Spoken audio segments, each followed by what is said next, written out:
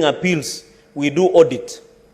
I don't know whether Morara Kebaso, who is fundraising to go and audit for fuel and working around with security, I don't know whether Morara Kebaso, the proponent of inject, is part of public fundraising appeals. Because when you fundraise to fuel your car, to do something, I don't know whether it is part of the public fundraising. And I agree, there must be standards as to such, Mr. Speaker.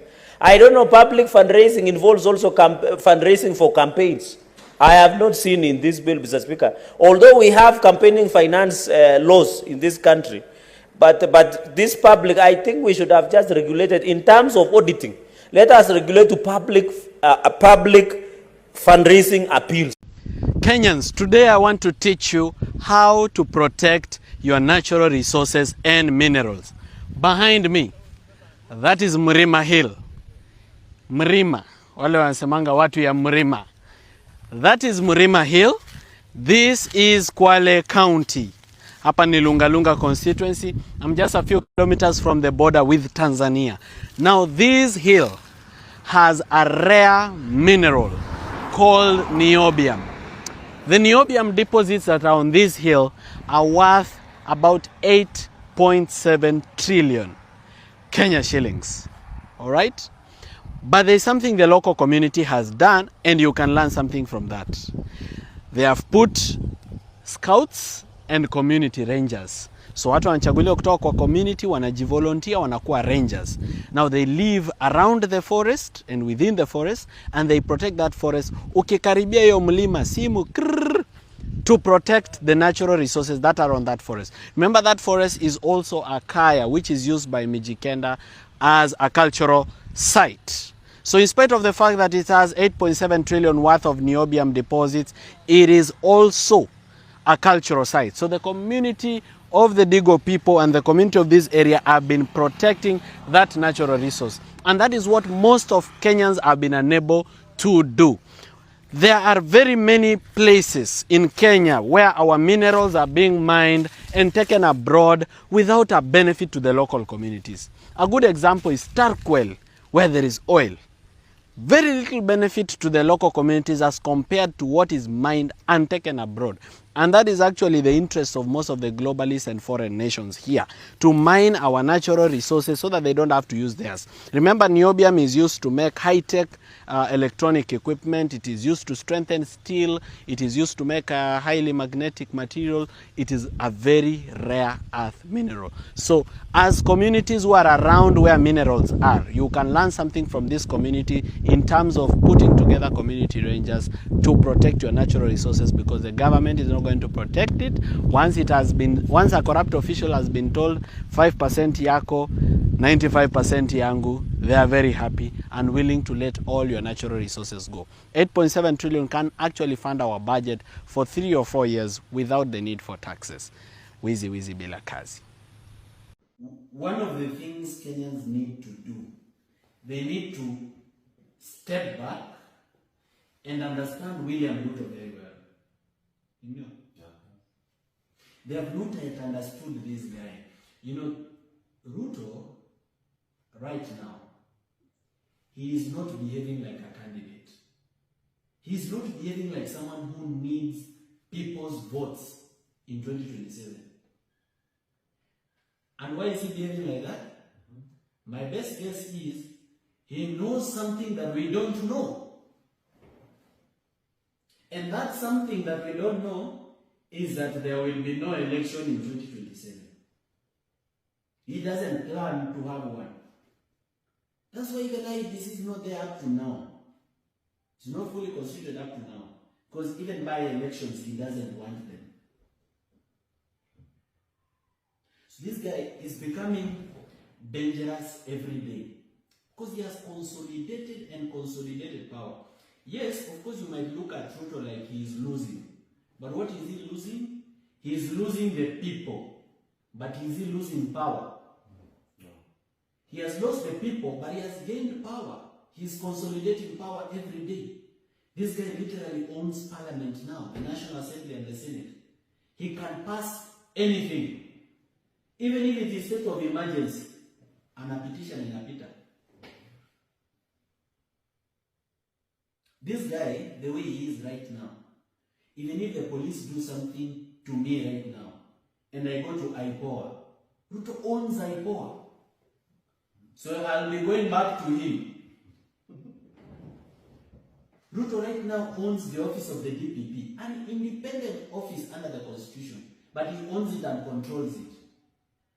The DPP is nothing like what it used to be when Keriako Tobiko was a DPP.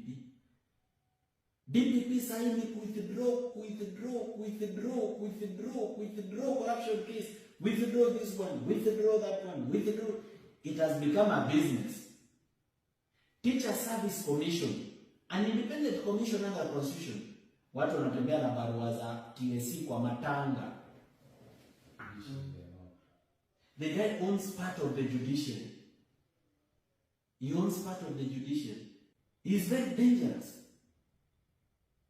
He is very dangerous. That's why he has teams, special teams of DCI killer squads looking for people to finish them or to threaten them. The guy is dangerous, and he will become more dangerous as we go. Because he's acquired wealth and he has power. Wealth and power. They make Ruto a very, very dangerous person going forward. While he's becoming more dangerous and wealthier, Kenyans are becoming poorer. Kama ulikuwa na plot yenye ulinunua wakati wa Kibaki when the economy was good, sasa hivi umeuza kutibu mama hospitalini. Umeambiwa NHIF ifanye sasa lazima. Ni cash. Cash. Mtu alikuwa shanunua probox yake, sasa amekimbizwa na loan sijui ya nini hapa ameuza. Ama amekimbizwa na school fees ya university, mtoto amepita, anaenda university. Do you know how painful it is to deny a child something? Hebu imagine mtoto wako amepita, anafaa ende kampo, huna do. Na funding model ndio imekusukuma hakuna do. Itabidi uuze gari. Because denying a child something is very painful. So watu wanaenda wakikuwa maskini. Hata Kenyans wale walikuwa na mali yao increase unless you are corrupt. Inaenda ikipungua. The only people are getting rich in Kenya, they are not more than 200 out of 55 million Kenyans. Watu wenye wanaendelea kutajirika sahi, they are not more than 200. Ni watu less than 200. Wengine wote mali yao inapungua, including mimi. Including me.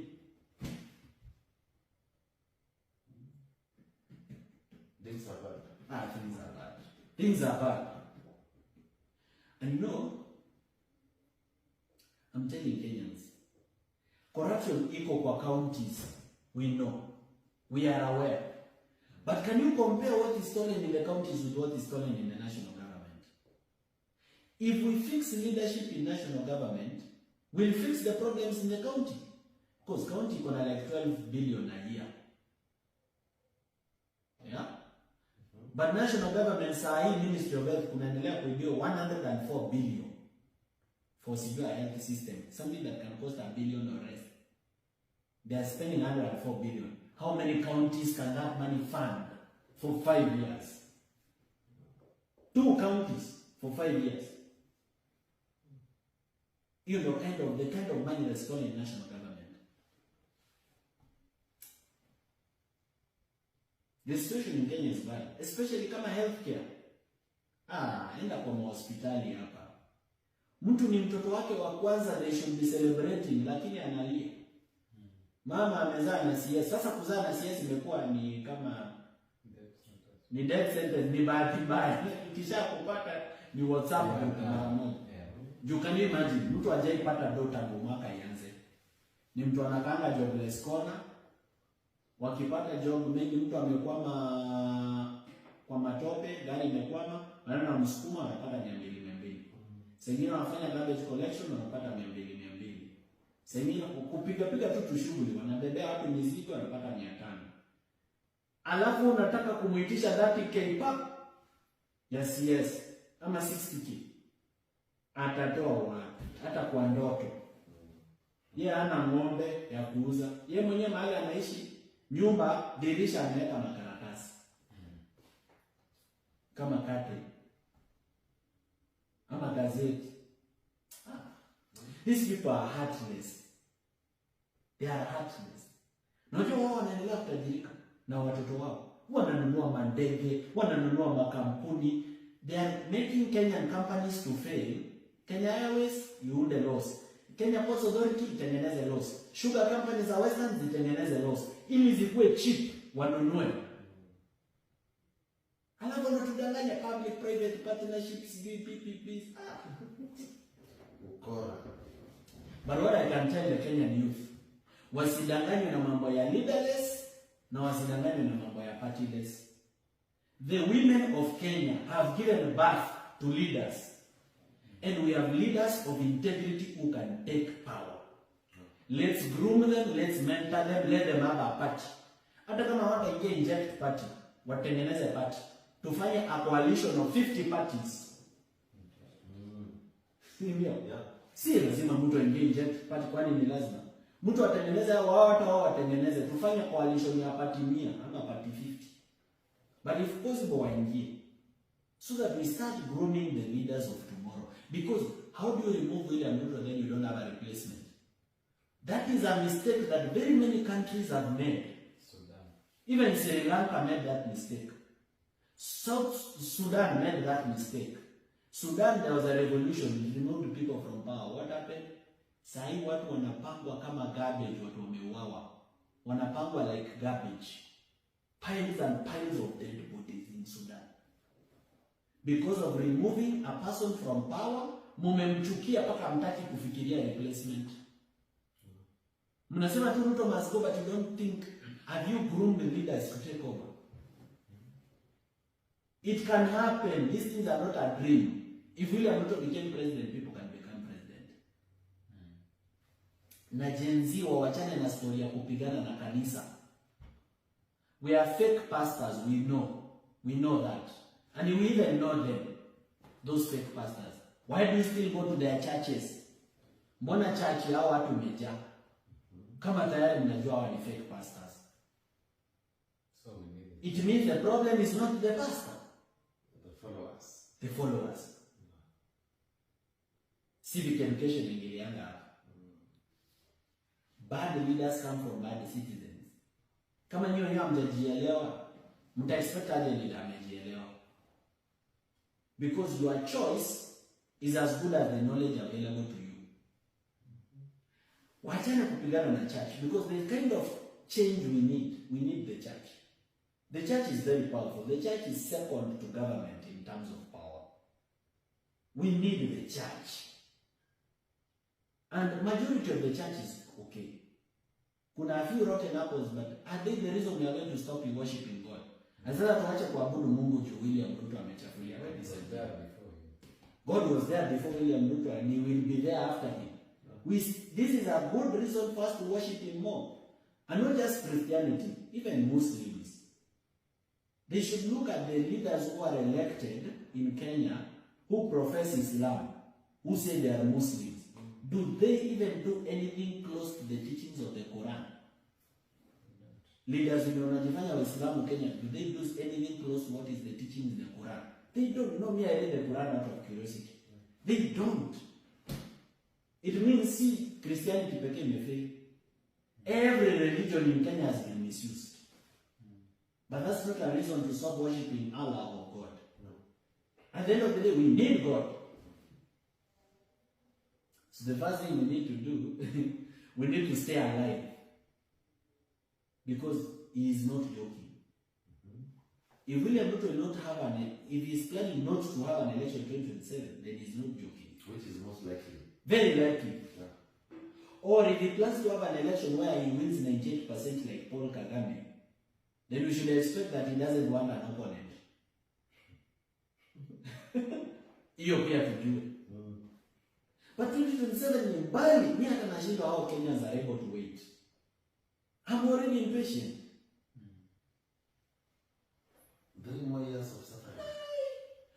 Ukiambia mtu mgonjwa saa hii kwamba tunangoja 2027 ndio tubadilishe hii bad governance. Ukiambia mtu mwenye biashara yake imetoka kufungwa in Embu Town, ametoka kufunga biashara yake akasema imenishinda, the business environment in Kenya has failed. Alafu mwambia ngoja 2027. Ukiambia mkulima wa miwa mwenye miwa yake imeoza kwa store huko na hajai lipwa,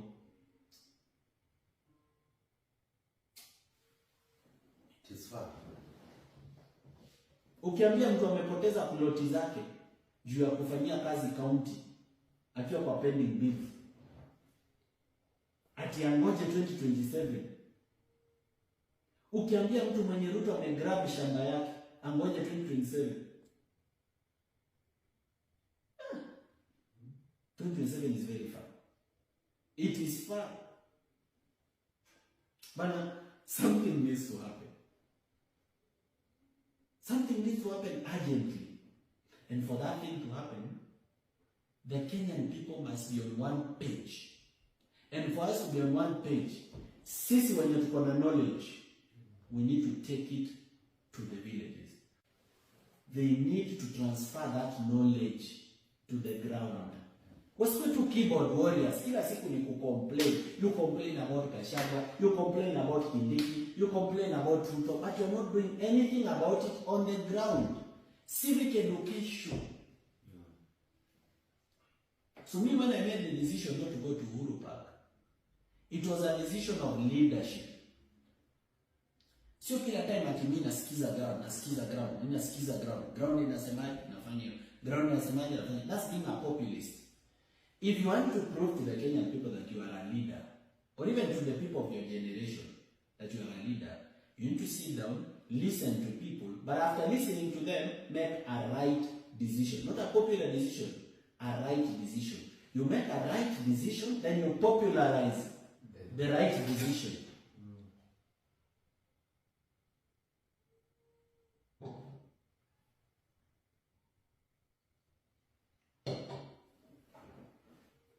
It's the job of leaders to mobilize people into believing that they are telling them, they are taking them in the right direction. Because ukisikiza watu kila kitu, si mtaenda kama upepo nyinyi wote. Hiyo si kukua leaderless. But when Kenyans trust some people, no, they trust maybe Okia, or they trust Eric Omondi, or they trust Anifa, or they trust Boniface Mwangi, or they trust Crazy Kena, anybody who can be a leader. No, Babu, and anyone. If Kenyans trust Orugadoni or Mochomba, if Kenyans trust someone that this person can actually give us direction, let that person sit down, recognize the big responsibility, think with other leaders, make a right decision, then popularize the right decision. Not listen to the popular saying, watu wanasemaje, watu wanataka aje, wanasema 2020, sawa 20. Then you feel, because you know people will tell you anything. So unajua wananchi wao wameumia. Wao wanataka results sahi, wako impatient. If you don't guide that anger, because speed without direction is dangerous. Even anger must be directed at the right thing. Indio? Yeah. So we need leadership. And me, I've been very willing to work with all these leaders. I've been very willing to work with them. Sijai kata. I don't even know why people think I've refused. I've never refused to work with any leader. Hakuna kiongozi ametaka kuwaka na mimi nikakataa kuwaka na yeye. Mwenye nimekataa ni mwenye aidha ameniita anipee pesa nikuwe ninafanya kazi yake. Alikuwa ananiambia Morara, sasa ongelea hii na ongelea hiyo. Anataka ni own kama mouthpiece. Au nimewakataza Rosa. Na siwezi kukataza kitu alafu nimchomee jina. Niseme unajua so aliniambia hivi lakini nikakataa. To maintain that respect, nakataa alafu natulia tu. See, I don't even need to tell anyone kwamba nilikataa. But I'm very willing to work with these people. 100%. Very ready. To work with them towards change. Lakini sasa wengine wanakuita uende ukawabebee briefcase. Wanakuita ili uende ukakuwe mtu wa mkono. Why? Because they don't believe in young leadership. They believe you are young. Wewe ni mtu mdogo, anzia MCA. Mekuwa MCA kwanza. Kuja unibebe briefcase hapa kwanza. They don't believe in that. So unajua, na kama uko na vision na mission na umeiona na uko ruthlessly focused, mtu anakuita ukakuwa mtu wake wa mkono, unalenga kidogo. So wajua ukilenga wao Wakenya hawajui. Na wewe anza kumchomea juu hutaki kuopen another fight. Retreating is not cowardice. You can retreat to re-strategize. Because sahi tukishinda tukienda maandamano ya watu 10, maandamano ya watu 20, watu 50 ina fail. Those people had hope that Kenya will change. So we are killing the hope. We are killing from true. Because mtu alikuwa naamini hawa watu bana hii maandamano si succeed. We are killing their hope because now they are like, inaonekana huyu Ruto ameweka askari wengi sana, amekuwa so powerful, hii hatutawezana. Watu wanarusha mikono juu wanasema mimi wacha niendelee na biashara yangu. Mimi wacha niendelee na kazi yangu. Tukiumia. That's what when you do so many unsuccessful attempts, you kill the hope of your followers. Sasa maandamano itaenda ikipungua in attendance. Leo ulikuwa na watu 100, kesho uko na watu 50, kesho uko na watu 20, hiyo nyingine watu 10, mpaka peke yako. People not want to come, not because they don't want change, but because they don't want to succeed in something. They don't want to participate in something that is failing. Yeah, true. You know, for us to do successful demonstrations in Nairobi, yenye inaweza tingiza William Ruto hivi. If you want to do a successful demonstration in Nairobi, yenye inaweza tingiza State House hivi. We need not less than 1 million people in Nairobi. Now those people are not Nairobians. They should come from the villages. Nairobians will be like 30% or 40%. Those people need to come from all over Kenya. Unaona vile nane ilikuwa ikue, the way we had I had dreamt of it. That's how it's supposed to be. Watu watoke Mombasa bana. Wanakuja Nairobi maandamano. Wamewekewa roadblock, sijui hapa salama. Wanashuka magari wanapitia kwa bushes na mapikipiki wakikuja maandamano. Watu wa boda wametoka Bungoma. Watu wametoka Kitale. Watu wametoka Kisii. Watu wametoka Migori. Watu wametoka Garissa, Isiolo, Meru, Karatina. Watu wametoka Elgeyo Marakwet. Watu wametoka paka huko Kapenguria, West Pokot. Wametoka huko Lodwar. Wanakuja maandamano Nairobi. That day, this government will listen to the people. That day.